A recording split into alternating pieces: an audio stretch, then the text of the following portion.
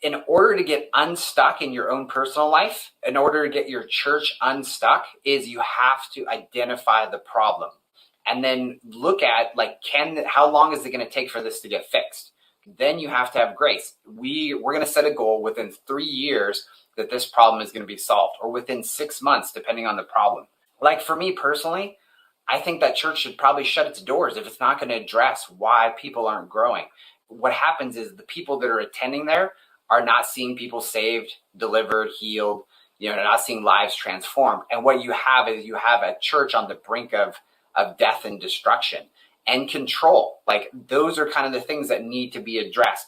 And it's very difficult if you're not a leader, if you don't have a leadership gift, like like Romans 12 leadership, because what happens is you will often put broken people in positions of leadership, and they'll make mistakes. And sometimes it's very hard for people to do.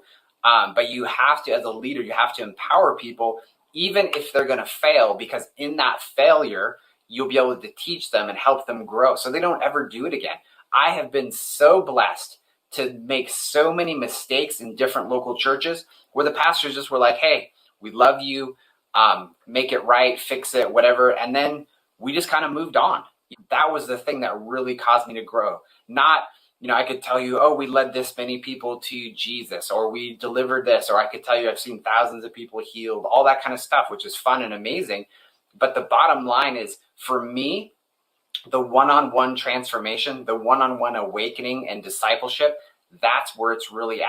And sometimes it's the one-on-one is the Holy Spirit in you. Sometimes the one-on-one is you and another person where the Holy Spirit's involved. It's different for everybody.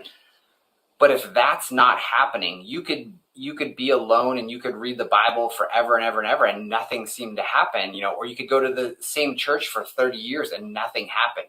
It's so important that you have a relationship with the Holy Spirit.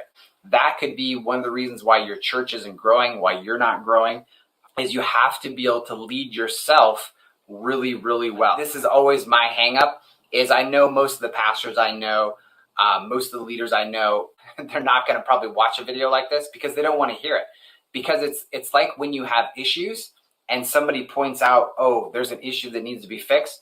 It's actually very common for people to run away from their problems. Don't be shocked when that happens, okay? So many times as people, as pastors, we don't know how to fix these problems. And so what we do, it's like the 5-year-old with the ball who says, you know what, I'm taking my ball and going home. When I was doing life coaching and counseling, I dealt with some of the most ugly situations you could imagine and helped people resolve those conflicts. But I know how to create a conflict. I know how to cause problems to where things get upturned and then people attack me, okay? And so I know how to apologize. I know how to ask forgiveness. And I also know how to resolve the conflict in a mature, healthy way. And most people just do not know how to do that. So I'm kind of making a joke of myself that I know how to cause a problem just as easily as I know how to fix it. So many times as people, as pastors, we don't know how to fix these problems. And so what we do, it's like the 5-year-old with the ball who says, you know what, I'm taking my ball and going home. The church hurt me. The church wounded me. You can't say those things. It was a person in the church that hurt you. You chose to go there, okay? So it was 2 people, okay?